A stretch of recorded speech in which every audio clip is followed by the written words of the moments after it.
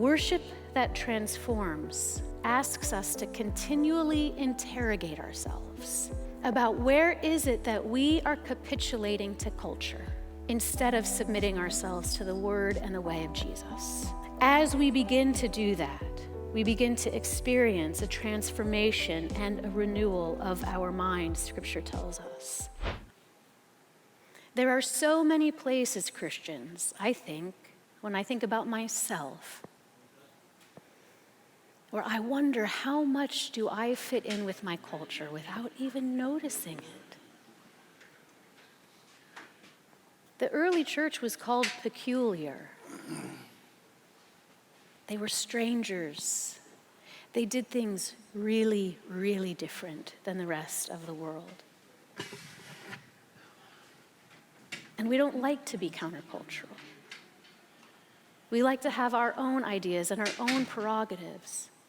But worship that transforms is continually submitting our own self and our own ideas to the way of Jesus and to his word.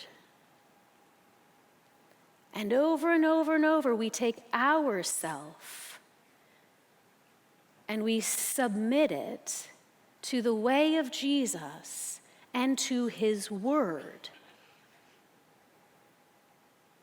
When I was in high school, I used to have a bumper sticker on the back of my car that said, "Go against the flow." And it would remind me very often to step back and ask myself, am I a peculiar Christian? Not, am I a weird Christian? Please. Please. Let me say it one more time. Don't be weird. There's no reason. Peculiar, though, means like I follow a different way. And this can be hard. Scripture talks about this ethic of life, as all life is made in the imago Dei, and culture struggles with that. And we go like, I'm going to walk a different way. The world tells us to throw punches. Scripture tells us to lay down your sword. Like, I'm going to walk a different way. The call of transformative worship is to lay down our old ways and to pick up the way of Jesus. And the way of Jesus was peculiar. And the way of Jesus, before he was resurrected, ended up with him on the cross. Worship that transforms asks us to continually interrogate ourselves about where is it that we are capitulating to culture instead of submitting ourselves to the word and the way of Jesus. Let me say it one more time. Where is it that we are capitulating to culture instead of submitting ourselves to the word and to the way of Jesus? As we begin to do that, we begin to experience a transformation and a renewal of our mind, Scripture tells us. The language in this text should make us think of metamorphosis and renovation. It is this idea that we are constantly becoming a new kind of human being, more and more like Jesus. The picture that I love to have is of, some of you, well, you know when you go to like one of those family events and there's always someone who has maybe a little bit too much and they're carrying around their glass of a little bit too much, and when they give somebody hugs, they spill out their little bit too much and everyone starts to smell like whatever was in their glass. We call them spilly people. One of the questions that I have for us is, what is it that we spill? What is it that you spill online? What is it that you spill when you talk to your kids? What is it that you spill with your colleagues? What is it that you spill when you're confronted with hate and violence? What is it that you spill? Because Christians, we are called to spill the likeness of Jesus. Sometimes Jesus flipped tables. Sometimes Jesus said, put down the sword.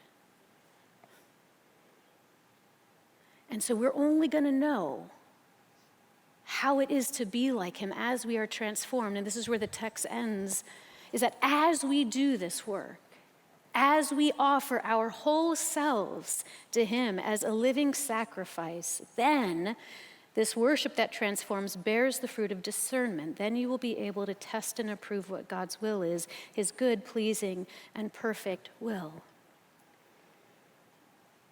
Jesus says to me, as you offer your whole self to me,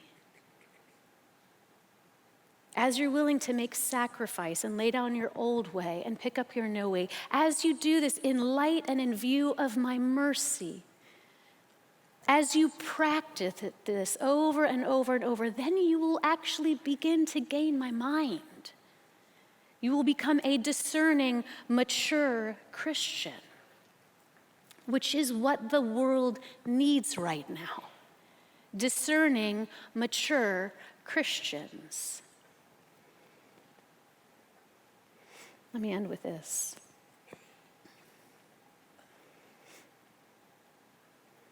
So often in Scripture, Jesus looks out at the crowd and he sees people who are harassed and helpless like sheep without a shepherd.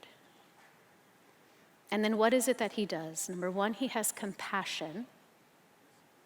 And then number two, he feeds them or he teaches them. He is a good shepherd. He has compassion on all that he has made. And he looks out at us, church, as a gathered body, as a unified body, as a body who is seeking to be transformed into the likeness of Christ. And he desires to give us the wisdom that we need. My encouragement to us is to set our eyes on him.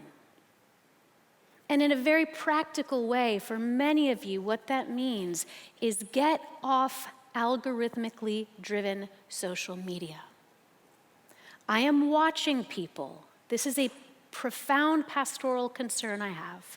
I am watching people be more transformed by social media than I am by the person of Jesus. And it is not because we are not trying. It is because our brains operate in a particular kind of way, and we need to have wisdom about that. So ask yourself, what is it that is transforming you? What is it that you are feeding your mind? What is it that you are feeding your emotional reality? And weigh that over and against the word and the way of Jesus. How much time you spend in his text, not books about people who write about Jesus, but his word. And do the work of submitting yourself, your whole self, as a living sacrifice, holy and pleasing to God. This is the work that is before us.